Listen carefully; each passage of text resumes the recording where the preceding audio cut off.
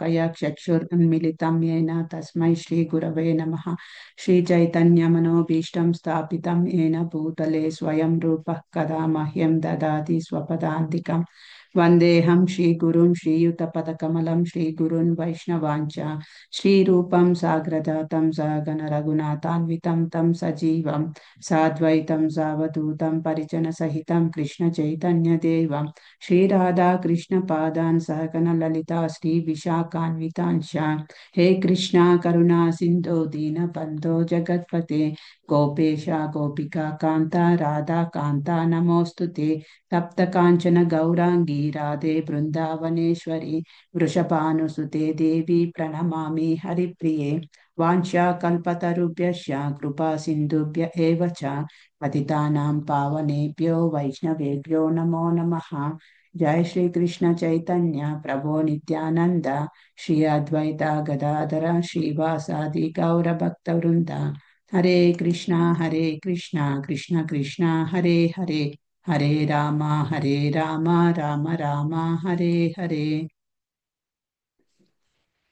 Hare Krishna. So I am going to share shloka.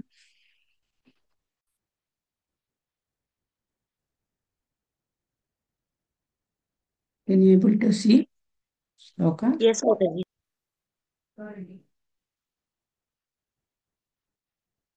One minute.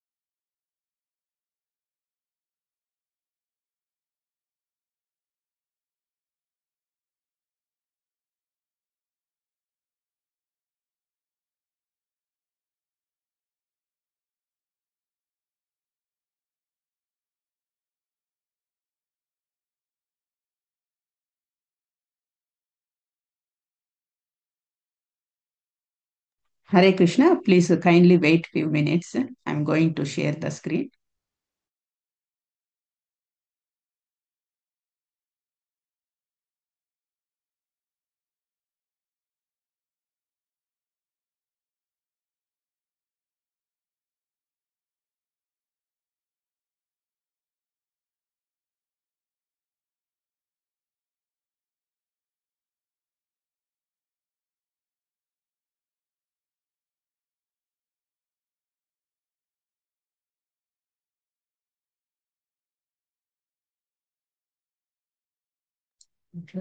Now can you able to see? Yes माता जी। Yes, Mataji. Thank you. Sorry, sorry for disturbance. So 1వ స్కందము 19వ శ్లోకము, 19వ chapter, 7వ శ్లోకం. इति व्यवच्छिद्य स पाण्डवेय, इति व्यवच्छिद्य स पाण्डवेय, प्रायोपवेशं प्रति विष्णुपाद्यां, प्रायोपवेशं प्रति विष्णुपाद्यां, ददौ मुकुन्दां ग्रिमनन्यभावो, ददौ मुकुन्दां ग्रिमिनन्यभावो, मुनिव्रतो मुक्तसमस्तसङ्गा, मुनिव्रतो मुक्तसमस्तसङ्गा. Thus the king, the worthy descendant of the Pandavas, decided once and for all and sat on the Ganges bank to fast until death and give himself up to the lotus feet of Lord Krishna, who alone is able to award liberation. So, freeing himself from all kinds of associations and attachments, he accepted the vows of a sage. ఆ విధముగా పాండవుల యశస్సునకు తగినటువంటి వాడైన పరీక్షిత్ మహారాజు ప్రాయోపవేశము కావించి ముక్తి నొసగడి ముకుందుని పాదపద్మములకు తనను తాను అర్పించుకొనుటకు స్థిర నిశ్చుడై గంగా తటమున ఆసీనుడయ్యెను. ఆ రీతి అతడు సమస్త సాంగత్యము నుండి మరియు ఆసక్తుల నుండి విడివడి మునివృత్తి నవలంబించెను. భాష్యము. విష్ణువు యొక్క పాదపద్మముల నుండి బహిర్గతమయ్యడి కారణమున గంగాజలము దేవతలతో సహా మూడు జగములకు పవిత్రమొనర్చుచున్నది. దేవదేవుడైన శ్రీకృష్ణుడు విష్ణుతత్వములన్నిటికీ ఉద్గమ స్థానమైనందున అతని చరణాశ్రయము సర్వ పాపముల నుండి మనుజుని ముక్తిని చేయగలదు. బ్రాహ్మణుని ఎడల రాజోనర్చిన అపరాధము సైతము అద్దానితో సమింపగలదు. కనుకనే ముక్తి నొసగడి ముకుందునిగా ప్రసిద్ధికెక్కిన శ్రీకృష్ణ భగవానుని చరణ కములమునే ధ్యానించుటకు పరీక్షిత్ మహారాజు నిర్ణయించుకొనెను. గంగా తటము లేదా యమునా తటము ఆ దేవదేవుని తదేక స్మరణమునకు చక్కని అవకాశము కల్పించును. కావున పరీక్షిత్ మహారాజు సర్వసంగ పరిత్యాగి అయి అట శ్రీకృష్ణ చరణ కమలమును ధ్యానించెను. వాస్తవమునకు ముక్తికి మార్గం ఇదియే. సర్వసంగ పరిత్యాగమనగా సమస్త పాప కర్మాచరణమును విరమించుటయనియే భావము. ఇక శ్రీకృష్ణ చరణ కమల ధ్యానమనగా పూర్వ పాప ఫలము నుండి ముక్తి నొందుట అని అర్థము. ప్రతివాడును ఇచ్ఛాపూర్వకముగా గాని లేక అయిష్టతతో గాని పాపమొనర్చియే తీరెడి రీతిలో ఈ భౌతిక జగపు పరిస్థితులు సృష్టించబడినవి. ధర్మాత్ముడును మరియు పాపరహితుడును అయిన పరీక్షిత్ మహారాజే దీనికి చక్కని నిదర్శనము. అతడు కూడా తప్పిదమునకు బలి కావలసి వచ్చెను. అట్టి తప్పిదము నొనర్చవలనని అతడెన్నడూ ఊహించనే ఉండలేదు. ఆ కారణమున అతడు శాపగ్రస్తుడైనను పరమ భాగవోత్తముడైన కారణమున ఆపత్తులన్నీయును అనుకూలమయ్యెను. అనగా మనుజుడు జీవితమున ఇచ్ఛాపూర్వకముగా ఎట్టి పాపమును ఒనర్చరాదు. మరియు అతడు శ్రీకృష్ణ భగవానుని చరణ కమలములనే అనన్యముగా నిత్యము స్మరింపవలెను.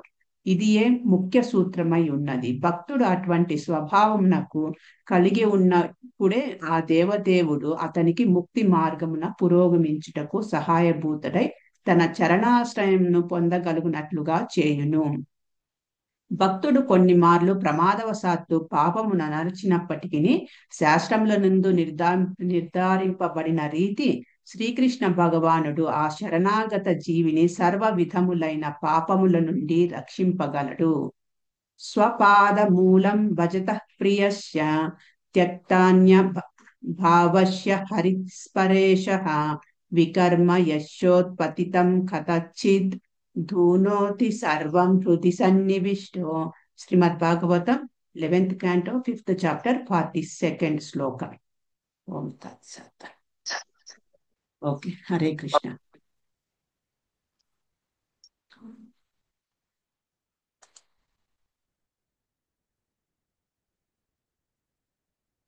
ఇక్కడ మనము ఈ ఈ చాప్టర్ లో మన మెయిన్ ఈ శ్లోకంలో ప్రభుపాదుల వారు ఈ శ్లోకంలో ఐ మీన్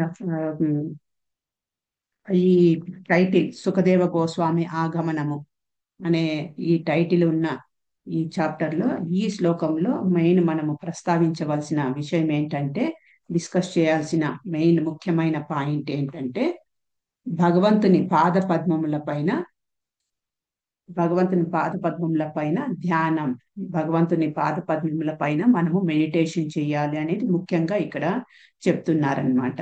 సో మనకు కంటిన్యూగా చర్చించుకుంటున్నాము ప్రతిరోజు.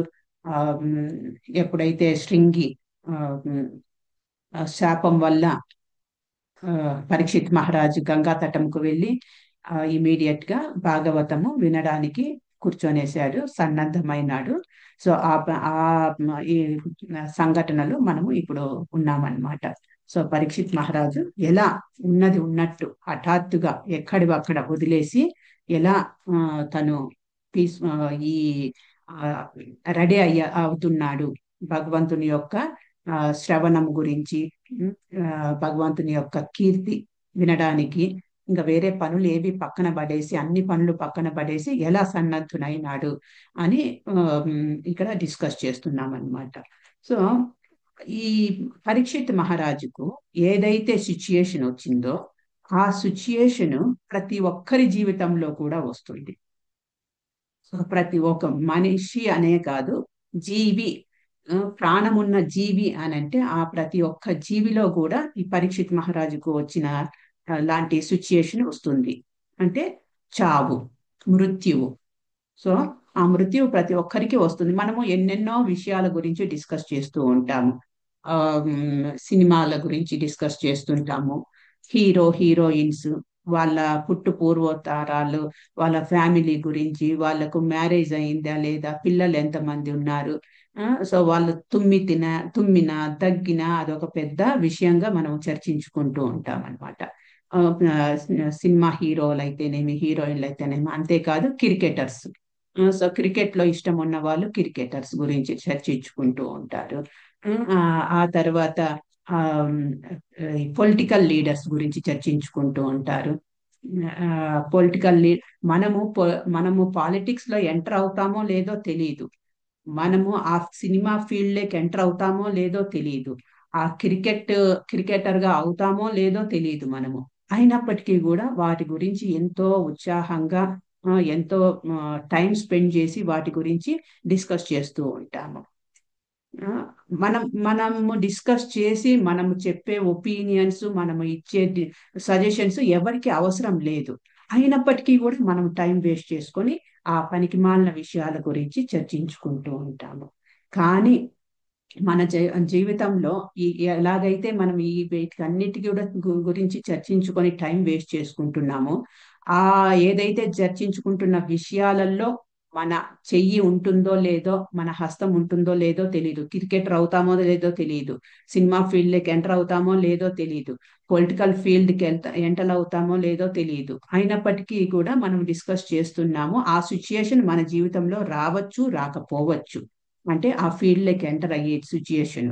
కానీ ఇక్కడ చావు అనే మృత్యువు గురించి మనము అసలు ఎవ్వరూ ఇష్టపడము. మృత్యువు గురించి డిస్కస్ చేయడము, చర్చించుకోవడము ఎవ్వరు కూడా ఇష్టపడరు. కానీ ఆ ఇష్టపడని ఏదైతే ఉందో, ఇష్టపడని విషయం ఏదైతే ఉందో అది ప్రతి ఒక్కరి విషయంలో కూడా జరిగి తీరుతుంది. పుట్టినాడు అంటే, జన్మ ఉంది అని అంటే దాని వెనకాల మృత్యు అనేది ఆటోమేటిక్ గా వచ్చేస్తుంది. కాబట్టి నువ్వు పాలిటిక్స్ గురించి చర్చించినా చర్చించకపోయినా, సినిమా ఫీల్డ్ గురించి చర్చించినా, సినిమాల గురించి చర్చించినా చర్చించకపోయినా ఒరిగేదేమీ లేదు మనకు. మనకు అన్నెసెసరీ ఆ విషయాలన్నీ కూడా అవసరం లేదు. కానీ మనము చర్చించుకోవాల్సింది ఏంటి? మన మన జీవితంలో ఏదైతే సిచ్యుయేషన్ కంపల్సరీ, ప్రతి ఒక్క జీవికి కంపల్సరీ ఈ సిచ్యుయేషన్ ఫేస్ చెయ్యాలి అని కంపల్సరీ ఉంటుందో ఆ సిచ్యుయేషన్ ను మనము డిస్కస్ చేయాలి. ఆ సిచ్యుయేషన్ ఏంటి అని అంటే మన మృత్యువు. సో ఇక్కడ పరీక్షిత్ మహారాజుకు ఆ సిచ్యుయేషన్ వచ్చింది. సో ఆ పరీక్షిత్ మహారాజుకు సిచ్యుయేషన్ వచ్చింది. ఇమీడియట్ గా ఆయన ఎలా సరెండర్ అయిపోయాడు భగవంతుని యొక్క చరణార విందాలకు, భగవంతుని యొక్క పాద పద్మములకు ఎలా ఆయన శరణాగతి వేడుకున్నాడు. సో ఆయన ఎలా అంటే పరీక్షిత్ మహారాజుని మనము రోల్ మోడల్ గా తీసుకోవాలి. పరీక్షిత్ మహారాజ్ అంటే ఆయన ఏమి చిన్న చిత్క వ్యక్తి కాదు. ఆయన ఒక పెద్ద వంశంలో వస్తున్నవాడు. ఆ మన భగవంతుడు సుప్రీం లార్డ్ తో డైరెక్ట్ అసోసియేషన్ ఉన్న వంశంలో ఉన్నవాడు ఆయన. ఆయనకు ఎంతో మహారాజ్, ఆయన పరీక్షిత్ మహారాజు. మహారాజ్ అంటే ఎంతటి ఆపులెన్స్ ఉంటుంది, ఆ ఆ, ఎంతటి అటాచ్మెంట్స్, ఐ మీన్ అటాచ్మెంట్స్ కూడా ఉంటాయి. నా నా రాజ్యము, నా సింహాసనము, నా బంధువులు, అవి ఎక్కడికక్కడ వదిలేసి ఆన్ ద స్పాట్ పరీక్షిత్ మహారాజు ఈ సిచ్యుయేషన్ ఎదురు పడిన వెంటనే ఆన్ ద స్పాట్ అవన్నీ ఎక్కడికక్కడ వదిలేసి, ఈవెన్ ఆయన వేసుకున్న, ఆయన ధరించిన వస్త్రాలు కూడా వదిలేసి ఇమీడియట్ గా ఇక్కడ పాదపద్మములను నేను ఆ పాదపద్మముల పైనే నా స్మరణ అనేది ఉంచాలి, నా మెడిటేషన్ అంతా భగవంతుని యొక్క పాదపద్మముల పైనే ఉంచాల్సిన ఈ సిచ్యుయేషన్ నాకు ఇప్పుడు వచ్చింది. అదే నా నెక్స్ట్ తరుణోపాయము, ఇమీడియట్ యాక్షన్ ఏంటి అంటే భగవంతుని యొక్క ధ్యానము అని ఆయన ఆ నిర్ణయం తీసుకున్నాడనమాట.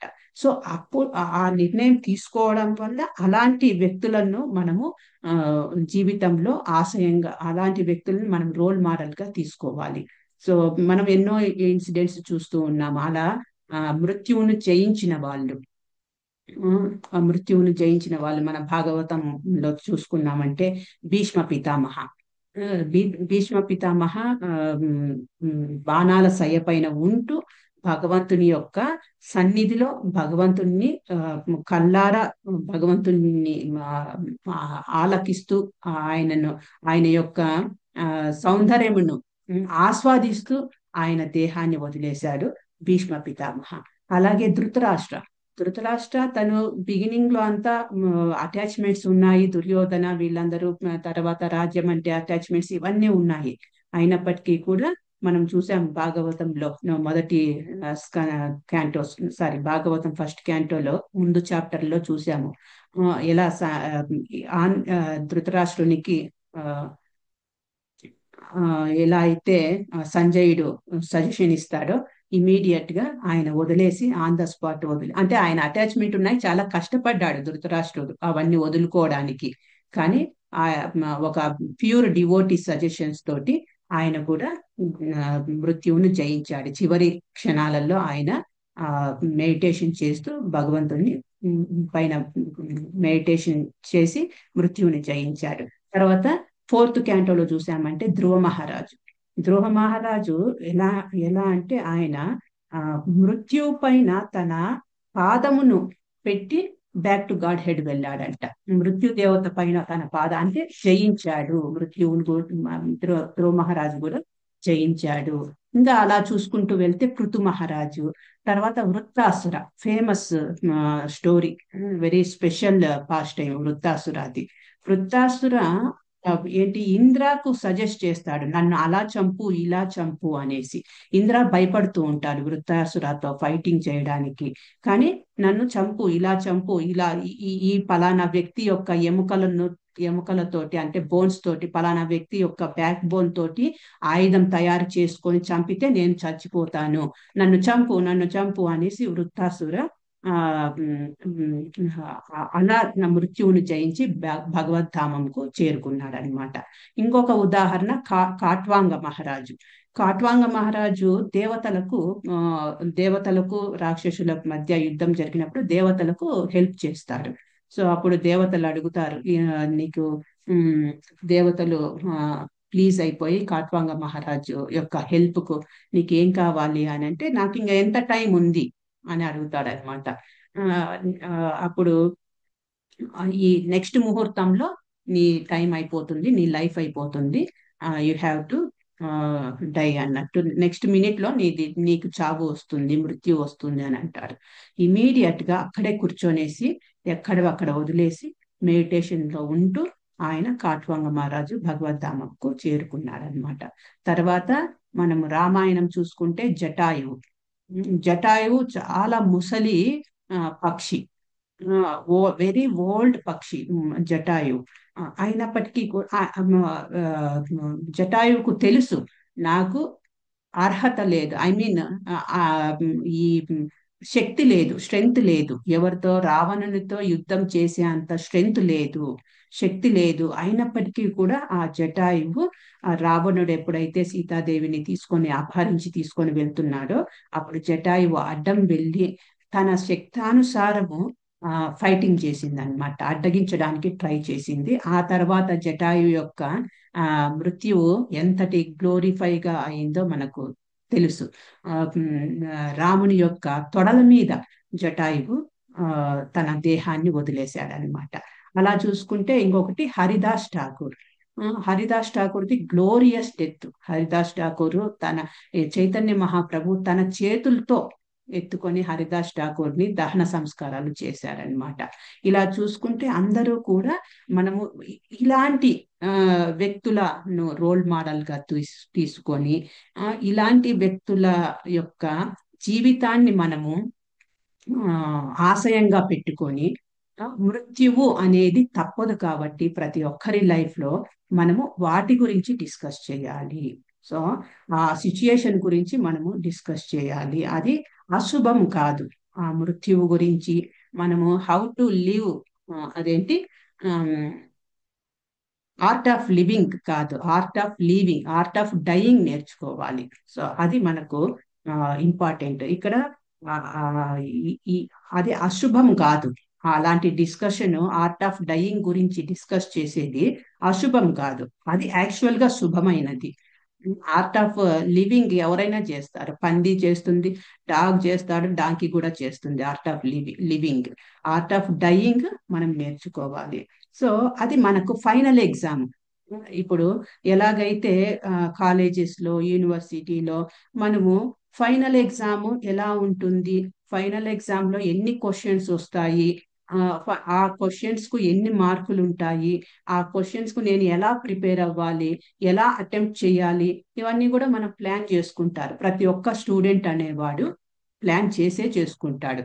సో ఈ పలానా క్వశ్చన్ కు ఇన్ని మార్క్స్ ఉంటాయి, ఈ ఈ పలానా పలానా డయాగ్రామ్ పిక్చర్ కు ఇన్ని మార్క్స్, పలానా ప్రాక్టికల్ ఎగ్జామ్ కు ఇన్ని మార్క్స్. సో నేను ఏదేది అటెంప్ట్ చేయొచ్చు, ఎందులో నేను పక్కాగా ప్రిపేర్ అవ్వాలి, ఎన్ని మార్కులు వస్తాయి ఇలా ప్రిపేర్ అయితే, ఇవన్నీ ప్లాన్ చేసుకుంటాడు ఒక స్టూడెంట్ అనేవాడు. సో ప్లాన్ చేసుకోకుండా without planning, without preparation student వెళ్ళి ఎగ్జామ్ అటెండ్ అవ్వలేదు కదా. సో ఇన్ కేస్ అలా వితౌట్ ప్లానింగ్, వితౌట్ ప్రిపరేషన్ వెళ్ళి ఎగ్జామ్ అటెండ్ అయినా వాడు ఫెయిల్ అవుతాడు. సో ఫైనల్ ఎగ్జామ్ గురించి ప్రిపరేషను, ఎగ్జామ్ గురించి డిస్కషను ప్రతి ఒక్క స్టూడెంట్ చేస్తాడు తన యొక్క స్టూడెంట్ లైఫ్ లో. అలాగే మనము కూడా ఈ భౌతిక ప్రపంచంలో మనము కూడా ఒక స్టూడెంటే. ఈ భౌతిక ప్రపంచంలో ప్రతి ఒక్కరూ కూడా ఆ ఫైనల్ ఎగ్జామ్ అటెంప్ట్ చేయాల్సి ఉంటుంది.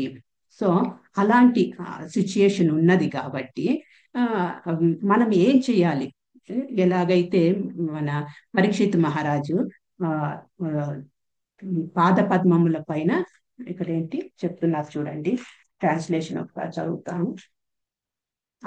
ఆ విధముగా పాండవుల యశస్సునకు తగినటువంటి వాడైన పరీక్షిత్ మహారాజు ప్రాయోపవేశము కావించి ముక్తి నొసగడి.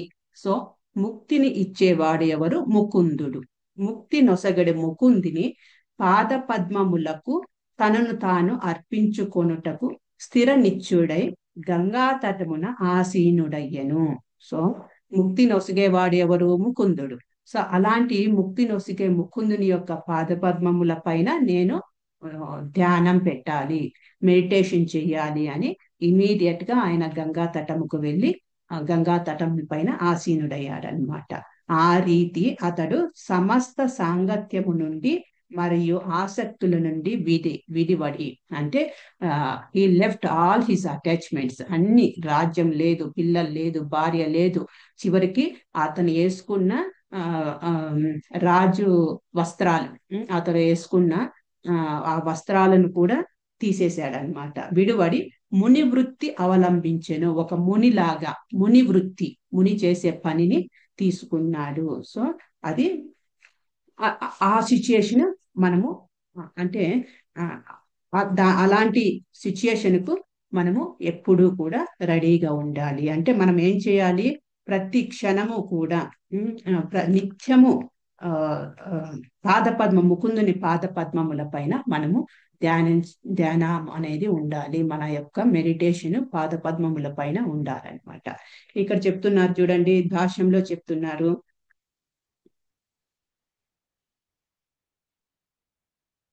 వాస్తవమునకు ముక్తికి మార్గం ఇది. ఏది? శ్రీకృష్ణ చరణ కమలములను ధ్యానించటం. సర్వసంగ పరిత్యాగమనగా సమస్త పాప కర్మాచరణను విరమించుట అనియే భావము. సో అన్ని సమస్త పాప కర్మలు, అన్ని కర్మలను విరమించుట అనే భావము. ఇక శ్రీకృష్ణ చరణ కమలముల ధ్యానం అనగా పూర్వ పాప ఫలముల నుండి ముక్తి నొందుట అని అర్థము. సో ఎప్పుడైతే భగవంతుని యొక్క పాద పద్మముల పైన మనము ధ్యానం చేస్తామో, మనం చేసుకున్న పూర్వ పాప ఫలాలన్నీ కూడా భస్మమైపోతాయి. ప్రతి వాడును ఇచ్ఛాపూర్వకంగా కాని లేక అయిష్టతతో కాని పాపమునర్చియే తీరడి రీతిలో ఈ భౌతిక జగపు పరిస్థితులు సృష్టించబడినాయి. అంటే ఇక్కడ ఈ భౌతిక ప్రపంచము, ఈ బద్ధ జీవికి ఈ భౌతిక ప్రపంచంలో నాకు ఇష్టమున్నా ఇష్టము లేకపోయినా కొన్ని వితౌట్ మై నాలెడ్జ్ కొన్ని పాపపు పనులు జరిగిపోతూ ఉంటాయి. అలా చేసింది, అలా తయారు చేయబడింది అనమాట ఈ భౌతిక జగము, భౌతిక జగము. సో ఇక్కడ మనము ఇది పరీక్షిత్ మహారాజు లైఫ్ చూసుకున్నామంటే, ఆయన ఏమి కావాలని అన్నోయింగ్లీ వితౌట్ హిజ్ నాలెడ్జ్ ఆ పక్కన ఉన్న డెడ్ స్నేక్ ను తీసి అతని పైన వేసేసాడు. అలాంటి పరిస్థితి అపియర్ అయింది అతనికి. అలాంటి పరిస్థితులు మనకు కూడా ఎన్నో జరుగుతూ ఉంటాయి. మన యొక్క జీవితంలో కూడా మనకి ఇష్టం ఉన్నా లేకపోయినా మనము ఫేస్ చేయాల్సి వస్తుంది. సో అలాంటప్పుడు ఏం చేయాలి?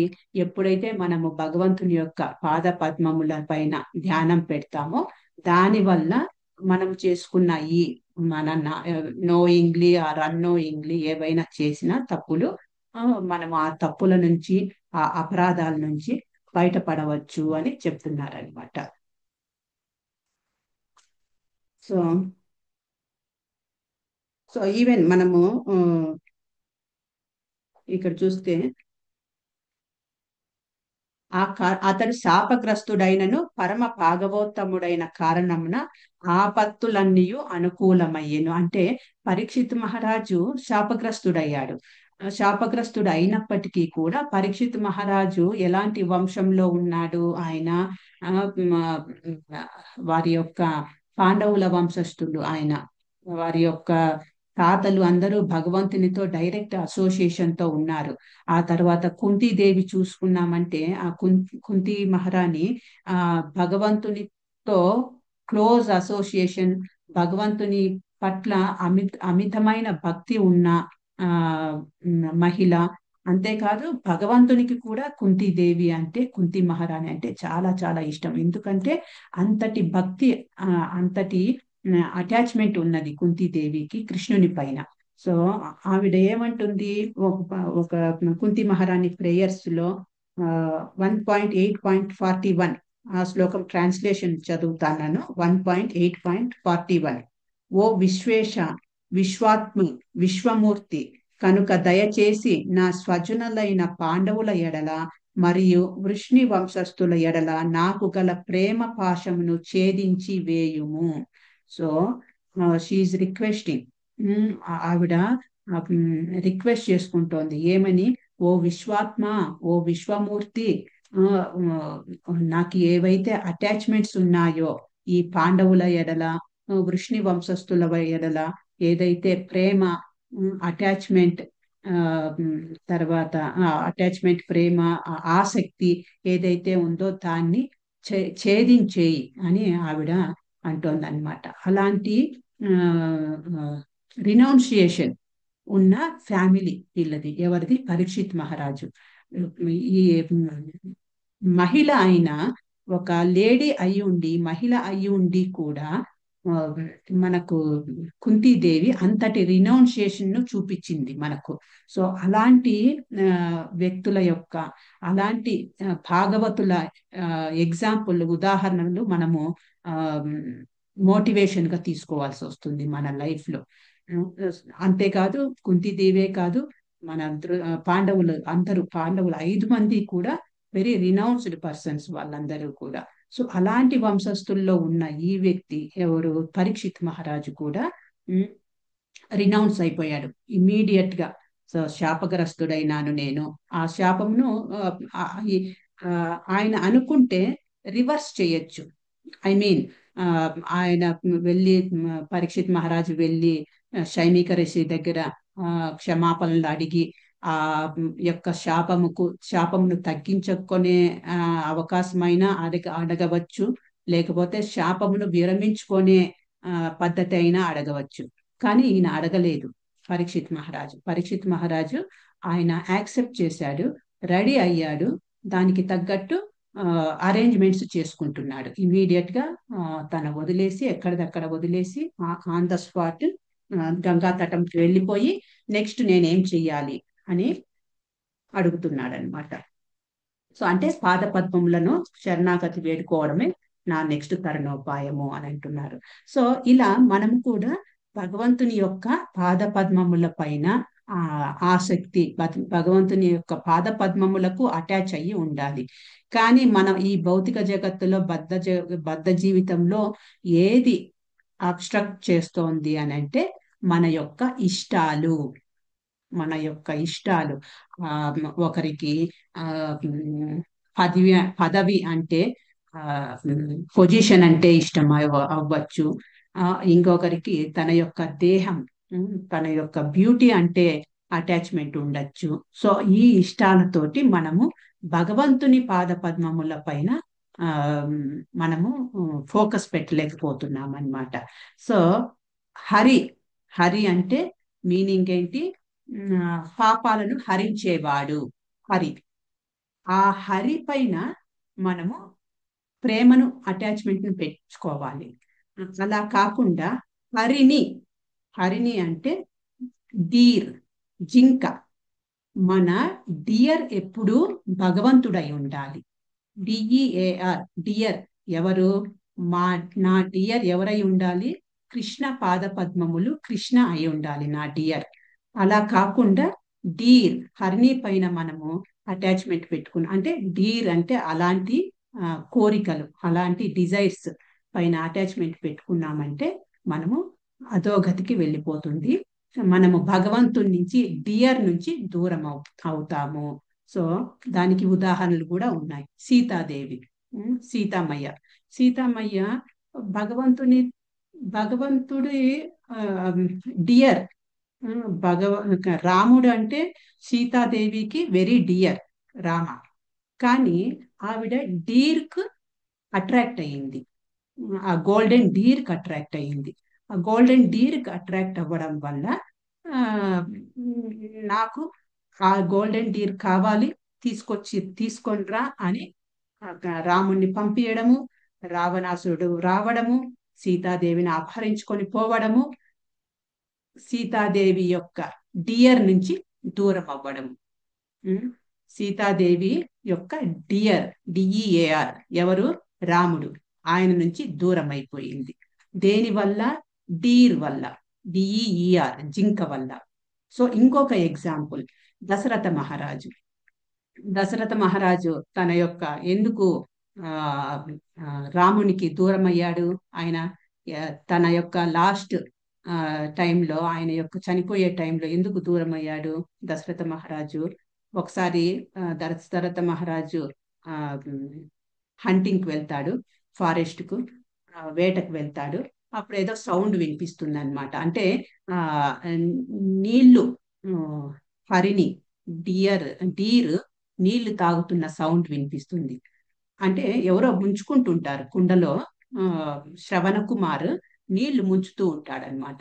ఆ నీళ్లు కుండ లోపలికి, పాట్ లోపలికి వెళ్ళేటప్పుడు వచ్చే సౌండ్ ఈయనకి ఎలా వినిపిస్తుంది? దశరథ మహారాజుకు జింకలు, వెళ్ళి డీర్ వెళ్ళి నీళ్లు తాగుతున్నట్టు వినిపిస్తుంది. అక్కడ జింక ఉంది అనుకునేసి ఈయన బాణం వేస్తాడు. ఆ బాణం వెళ్ళి ఎవరికి తగులుతుంది? శ్రవణ కుమార్కు తగులుతుంది. ఈ పాస్ట్ టైం మీకు తెలుసు. శ్రవణ కుమార్ చనిపోతాడు. ఆ నీళ్లు తీసుకొని శ్రవణ కుమార్ వాళ్ళ పేరెంట్స్, గుడ్డి వాళ్ళైన పేరెంట్స్ దగ్గరికి వెళ్తే ఇస్తే వాళ్ళు శాపం పెడతారు. మేమైతే మేము ఎలాగైతే మా కొడుకును కోల్పోయామో మా చివరి క్షణాలలో, నువ్వు కూడా నీ చివరి క్షణాలలో నీ కొడుకు దగ్గర లేకుండా కోల్పోతావు నువ్వు అని శాపం పెడతారు. అందుకు ఆయన అలా ఆ, రామ భగవంతుడు, సుప్రీం లార్డ్ రామ నుంచి దూరం అవుతాడు దశరథ మహారాజు. సో అక్కడ ఆయన డీర్ వల్లనే ఆయనకు అది జరిగింది. తర్వాత భరత్ మహారాజు ఇంకొక ఎగ్జాంపుల్, మనకు ఫేమస్ ఎగ్జాంపుల్ భరత మహారాజు. ఎలా ఆయన ఉమ్, ఆ, చాలా హై పొజిషన్ లో ఉంటాడు ధ్యానంలో. అంత పొజిషన్ లో ఉన్నవాడు కూడా ఒక్కసారి పడిపోయి ఆయన 2 జన్మలు తీసుకోవాల్సి వస్తుంది భగవద్ధామంకు తిరిగి వెళ్ళడానికి. దేని వల్ల? డీర్ వల్ల. సో మన డియర్ ఎప్పుడూ భగవంతుడు అయి ఉండాలి. మన డియర్ ఎప్పుడు భగవంతుని యొక్క పాద పద్మములు అయి ఉండాలి. అంతేకాని ఆ డీర్ లాంటి డిజైర్స్ పైన మన అటాచ్మెంట్ ఉండకూడదు అని చెప్తున్నారనమాట. సో మనము ఎప్పుడు మన లైఫ్ లో మన యొక్క కాన్షియస్నెస్, మన యొక్క చైతన్యము, మన మతి దేనిపైన ఉండాలి? చెక్ చేసుకుంటూ ఉండాలి. మన మతి ఎప్పుడూ కూడా భగవంతుని పైన ఉండాలి. అందుకే మనము గురు మహారాజ్, మీరు అబ్జర్వ్ చేశారా లేదా, గురు మహారాజ్ ఎప్పుడూ కూడా ఎవరినైనా బ్లెస్ చేయాలంటే కృష్ణేర్ మతిరస్తు, కృష్ణేర్ మతిరస్తు, నీ మతి కృష్ణుని పైన ఉండాలి అని గురు మహారాజు బ్లెస్ చేస్తూ ఉంటాడనమాట. సో ఓకే, మనము భగవంతుని పాద పద్మముల పైన ధ్యానం పెట్టుకోవాలి, భగవంతుని యొక్క పాద పద్మములను స్మరిస్తూ ఉండాలి అని అంటున్నాం కదా. ఓకే, భగవంతుని పాద పద్మములను స్మరించడం వల్ల మనకు లాభాలేంటి, బెనిఫిట్స్ ఏంటి అని మనము ఒక శ్లోకంలో చూడొచ్చు. చాలా బెనిఫిట్స్ ఉన్నాయి, కానీ ఇక్కడ నేను ఒక శ్లోకము ఉదాహరణగా తీసుకున్నాను. 12th క్యాంటో 12th చాప్టర్ 55 శ్లోక. 12th క్యాంటో 12th చాప్టర్ 55 శ్లోక నెంబర్. సో ఇక్కడ ఏం చెప్తున్నారంటే, అవిస్మృత్ కృష్ణ పాదారవిందయో క్షీణోతి అభద్రాని చ సంతనోతి సాత్వస్య శుద్ధిం పరమాత్మ భక్తిం జ్ఞానం చ విజ్ఞానం వైరాగ్యయుక్తం. సో ఇక్కడ ఈ శ్లోకంలో 7 బెనిఫిట్స్, 7 బెనిఫిట్స్ చెప్తున్నారు. ఏంటది? Remembrance of lord Krishna's lotus feet destroys everything inauspicious and awards the greatest good fortune. It purifies the heart and bestows devotion for the Supreme Soul, along with knowledge, enriched with realization and renunciation. So, భగవంతుని పాద పద్మముల పైన మనము మన ధ్యాస నిలబెడితే ఏంటి? 7 benefits remembering of lord's lotus feet. ఏంటి? క్షీణోతి అభద్రాని, ఏదైతే మనకు అభద్రాలు, ఇనాస్పీషియస్నెస్ ఉంటుందో అవన్నీ కూడా తగ్గిపోతాయి. క్షం తనోతి, గుడ్ ఫార్చ్యూన్ ఇంక్రీజ్ అవుతుంది. సత్వం స్తే శుద్ధి, మైండ్ శుద్ధి పడుతుంది. పరమాత్మ భక్తి, పరమాత్ముని పైన, భగవంతుని పైన డివోషన్ అనేది ఇంక్రీజ్ అవుతుంది. జ్ఞానం వస్తుంది. విజ్ఞానం, ఆ జ్ఞానంను రియలైజ్ అవుతాము. ఆ తర్వాత వైరాగ్యయుక్తం, renunciation of material things, material పైన, మెటీరియల్ అటాచ్మెంట్స్ పైన రినౌన్సియేషన్ కూడా డెవలప్ అవుతుంది. ఇది భగవంతుని పాద పద్మముల పైన ధ్యానం చేయడం వల్ల మనకు వచ్చే బెనిఫిట్స్. Thank you. ఇక్కడితో నేను స్టాప్ చేస్తున్నాను. హరే కృష్ణ.